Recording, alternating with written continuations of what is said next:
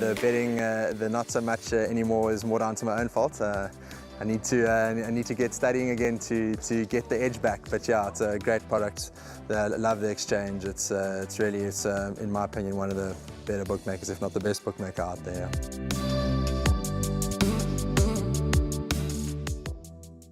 Moving along to race number 2 on the program, the start of the place accumulator, 1400 meters the trip. This is a sledgehammer maiden plate. 1:10 is the off time, and it does look to be quite a competitive contest where you've got a few horses that will be looking to get it right. But let's have a listen to what Rachel Venica had to say about her mount, Future Flow. Yes, Future Flow, his last start was not ideal. There was no speed on, and we ended up in not the most pleasant position, but you know, he's drawn 1 this time. I see there is speed in the race, so I'll be expecting another very consistent effort from him.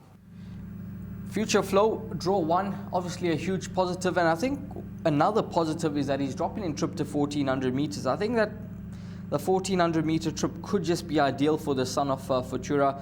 He's been up to 1600 meters in his last 3 starts. He's been competitive. Last time out, it must be said, he was a disappointment. Because he went off at the short quote of 6 to 10 in the market, and he failed to fire on all cylinders, and he was beaten 6 lengths behind Wyatt's Choice. Now, he's obviously better than that 6 lengths. He should have finished a lot closer, if not probably won the race. But whatever the case may be, I think draw 1, 1400 meters, the right move from the yard, and he's definitely going to have his supporters once again. He's at around 3 to 1.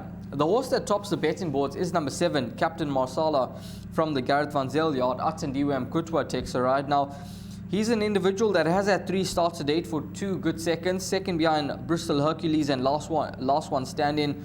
He does return off a lengthy layoff. It's been 126 days since he last ran, and he was set to run a few weeks back, and that meeting was unfortunately abandoned, and he's obviously taken his place now. I'm sure that the yard would have him in a fairly decent space and ready to put his best foot forward at his return. But given that there's been quite a lot of rain in KZN over the past month and a half, I think it could just be best to side with the horses that are proven that they are fit enough to do themselves justice, and those horses that are racing fit, that have been racing over the last sort of 2 to 3 weeks. And Future Flow fits that category. You've got horses like 13, 15, all horses that certainly can improve on recent performances. Helsinki has got a deep draw to overcome. He's held by Future Flow, so I would be surprised if he were to turn the form around with Future Flow.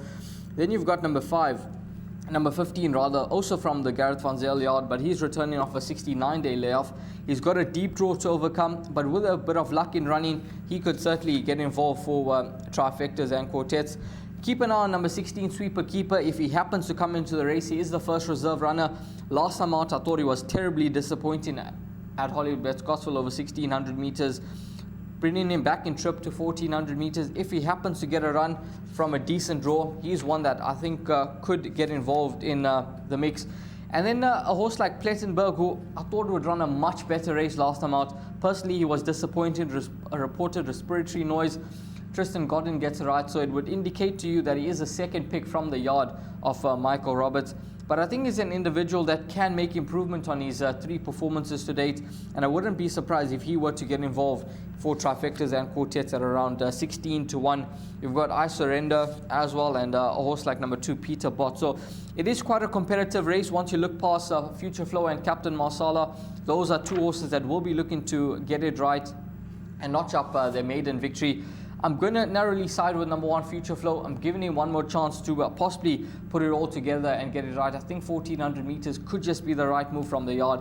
In terms of place accumulators, I'm going to take my chances as well. I'm going to bank him. He could just be the right horse in the race, given that he's drawn in gate number 1. I expect him to take full advantage of the draw. I expect Rachel Venica to put him into a handy position, and I expect this individual to go very, very close to winning. You've got Captain Marsala, Helsinki, number 15, I mentioned number 8, Plettenberg, so there's a whole host of horses that could get involved as well. But I think race number 2, Future Flow, I think it could be his day to shine.